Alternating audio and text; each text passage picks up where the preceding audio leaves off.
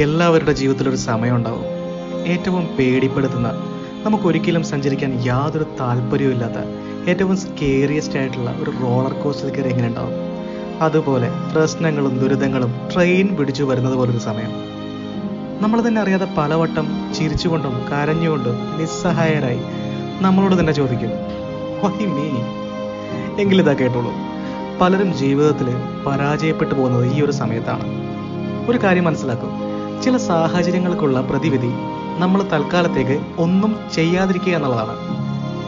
ക്ഷമയോടെ നമ്മുടെ emotions control ചെയ്ത് ഉചിതമാണെന്നും അത്യാവശ്യമാണെന്നും തോന്നുന്ന തീരുമാനങ്ങൾ മാത്രം എടുത്തുകൊണ്ട് ബാക്കി എല്ലാത്തിനോടും വികാരപരമായി, അതായത് ഇമോഷണലി പ്രതികരിക്കാതിരിക്കുക. ഈ സമയം നിങ്ങൾക്ക് വേണ്ടത് ആത്മനിയന്ത്രണം മാത്രമാണ്. നമ്മളെ കുറ്റം പറയാനും പരിഹസിക്കാനും ഒരുപാട് പേര് ചുറ്റിനുണ്ടായേക്കാം. തള്ളിക്കളയുക.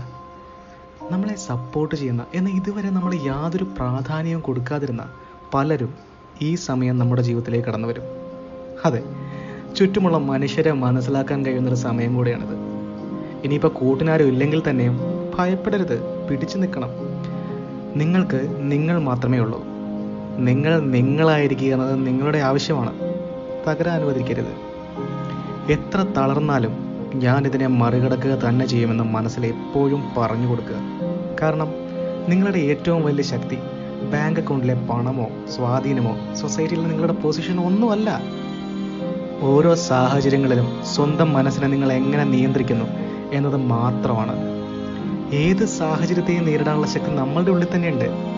ഇടയ്ക്കൊക്കെ മനസ്സിനെ തന്നെ ഒന്ന് ഓർമ്മിപ്പിക്കുക, ഈ ഒരു ഘട്ടം കഴിഞ്ഞാലോ, ഇതൊന്ന് അതിജീവിച്ചാലോ. തുരുതുരാ പ്രശ്നങ്ങൾ മാത്രം വന്നുകൊണ്ടിരുന്ന നമ്മുടെ ലൈഫിൽ അതുപോലെ തന്നെ നല്ല കാര്യങ്ങളും സംഭവിച്ചുകൊണ്ടിരിക്കും. ഇത് പ്രകൃതി നിയമമാണ്. ഈ പ്രപഞ്ചത്തിൽ നമുക്ക് ആവശ്യമായിട്ടുള്ള എല്ലാം ഉണ്ട്. വേണ്ട സമയത്ത് വളരെ ആലോചിച്ച് സാഹചര്യങ്ങളെ വേണ്ട വിധം ഉപയോഗിക്കാൻ നമ്മുടെ മനസ്സിന് പാകമായെന്ന് തോന്നുന്ന നിമിഷം മുതൽ പ്രപഞ്ചം അതെല്ലാം നമ്മുടെ മുന്നിലേക്ക് കൊണ്ടുവരും. സ്വന്തം മനസ്സാണ് ഏറ്റവും ശക്തനായ സുഹൃത്ത്. മനസ്സിൻ്റെ ധൈര്യം കൈവിടാതിരിക്കുക. നിങ്ങളെല്ലാം തന്നെ അതിജീവിക്കും. നന്ദി. യദുകൃഷ്ണൻ.